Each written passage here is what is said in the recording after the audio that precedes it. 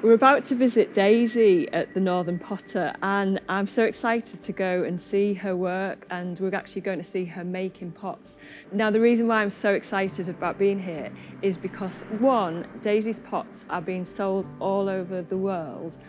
Two, she's from Redcar, and three, some of her designs represent the very soul and heart of this place. So let's go and take a look at her shop and let's see her in action.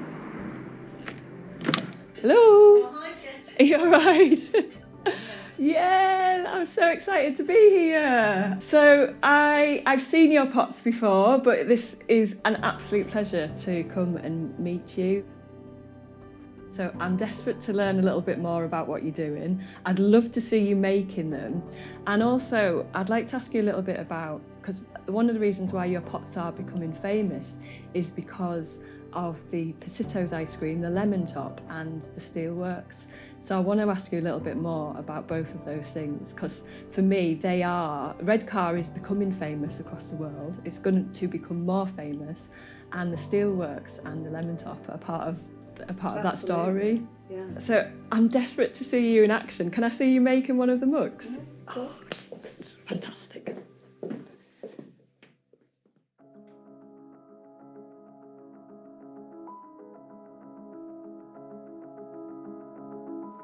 So this is the beginning of the cup.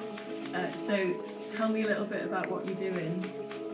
So I'm just centering up the clay, just to make sure it's really in the middle before I open it up.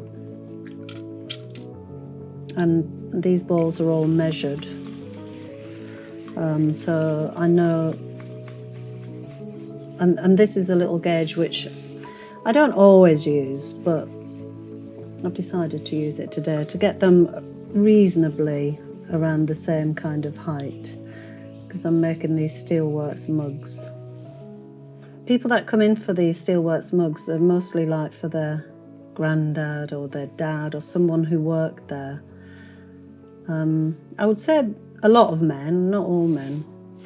And so they're always asking if I've got any bigger, so I have decided to do these a little bit bigger. So I'm just throwing the shape, and then tomorrow, if I leave them out, they'll be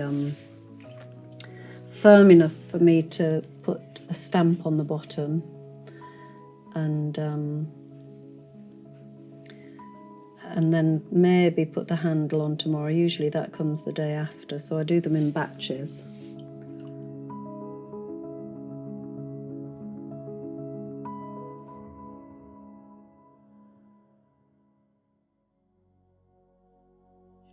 And where did you get the idea to do the steelwork? I did actually in Hemming photography, and I used the steelworks as inspiration when it was first going to be mothballed, so almost 10 years ago. I used it because when I used to come and visit my dad who was dying, I would always go to the Gare. So I was looking at it almost as something else that was dying alongside, sort of juxtaposing it alongside my father's sort of demise, really. So it sort of stopped breathing around the same time. Gosh, so these are really personal to you.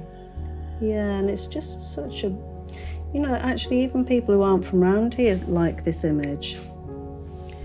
I think it's just that industrial image that even if people don't know Redcar, there's something so sort of striking and architectural about it.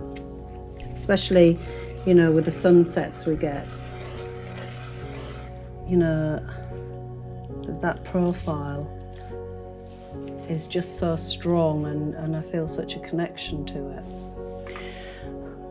In some ways, I could see why they would want to not have it, but I know we've knocked down quite a lot of history, so to keep part of it And, you know, I think they did some tours, didn't they? And they sold out in minutes. And, you know, I know so many people that would love to go on a tour of the steelworks, you know, to really see. I mean, as kids, we just knew that somebody worked down the works. We never had a clue what they did or what it involved. It was just they worked down the works. You know, I'd be happy to support either. I can understand both. Obviously, I'd rather it be functioning and employing people, but if it's not. And I think, you know, around here, people have got real practical skills. You know, like a few centuries ago, I'd be making fishing nets, or I'd be knitting fishing jumpers. I'd have those sort of skills. And I think that's where this practical skill comes from. You know, sort of those generations of doers and makers. And you know, when you throw pots, it's like something sort of prehistoric happens. It's something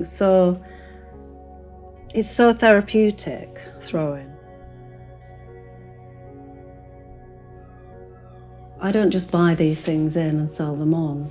I get a bag of clay and I think about what people would like, what I would like to do, how to express, you know, areas of Redcar and Teesside, you know, and give people pieces they can buy that remind them of home. And it's a real sense of purpose. It's really, to me, it's really quite honest. It's like cooking, you know, all of those skills. People in this area have got amazing making skills, practical skills. I see talent all over the place. There's so many lost creatives who end up, instead of finding it, I don't know, I had that thirst to find, to search. I was so fortunate. Whereas some people, they just, to dampen that down, they turn to drugs or alcohol or all kinds of things that they're not adding to society, they're draining society. And it's just because they've not had that opportunity to find what they're good at, you know, to really find what they're good at, and then to put that into practice. You don't make much money doing this, but you come to work every day really happy that you're doing what you want to do.